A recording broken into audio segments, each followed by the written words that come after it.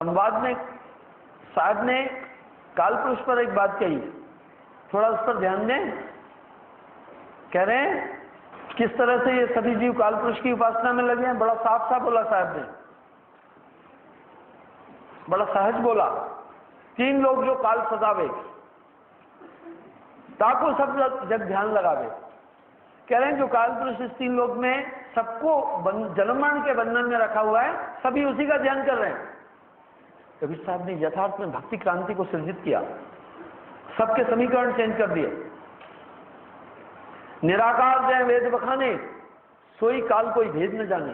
कह रहे हैं जिसको निराकार परमात्मा कहा जा रहा है वही काल है। वासुदेव कृष्ण ने भी कहा, क्योंकि निरंजन के अवतार थे, साफ कहा, हे अर्जुन सरिताओं में श्रेष्ठ गंगा मैं हूं, जुआड़ियों में जुआ मैं हूं, शूरवीरों में शूरवीर मैं हूं, दानियों में महादानी भी मैं हूं, कालों में महाकाल भी मैं हूं। तीन लोग की समग्र रचना काल पुरुष के अधीन है, क्योंकि कृष्ण जी भी निरंजन के अवतार थे। बंधो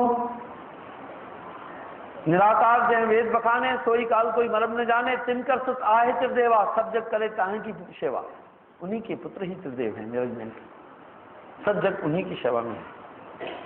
त्रिगुण जाल में जगत बनाना, गहन अविचल पुरुष पुराना। इस तरह ये संपूर्ण संसार इसी भक्ति में उलझाए था कि परम पुरुष को कोई भी नहीं जान रहा है। जाकर ये जब भक्त कराई, अंतकाल जीव को धर खाई। कह रहे हैं जिसकी भक्ति कर रहा है अंतकाल में यही उसको खा जाता है।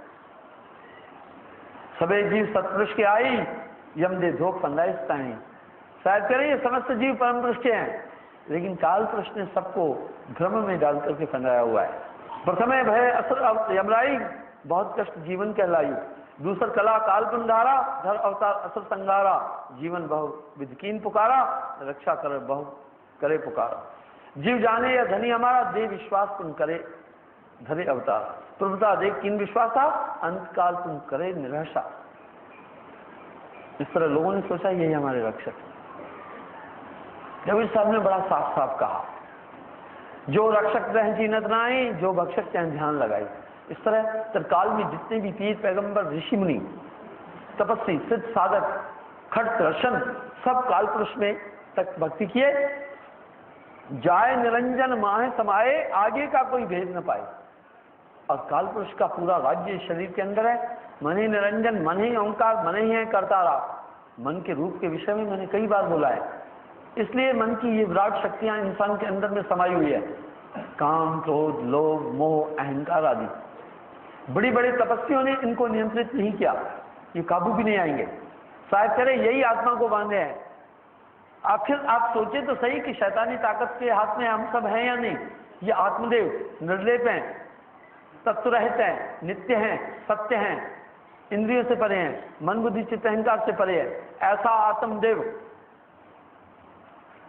नाना योनियों में भ्रमित हो रहा है।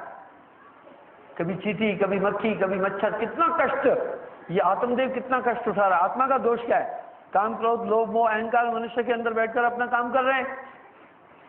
कोई किसी को मारा, आत्मा नहीं मार रहा है, ये तो क्रोध था। पर आत्मा की ये गलती हो रही है, आत्मा इनको समझ नहीं पा रही है, इनके कहने के अनुसार शक्तियां। आखिर ये विरोधी सत्ताएं किसने पैदा की? ये परम पुरुष की नहीं, ये निरंजन की शक्ति से उत्पन्न हुई।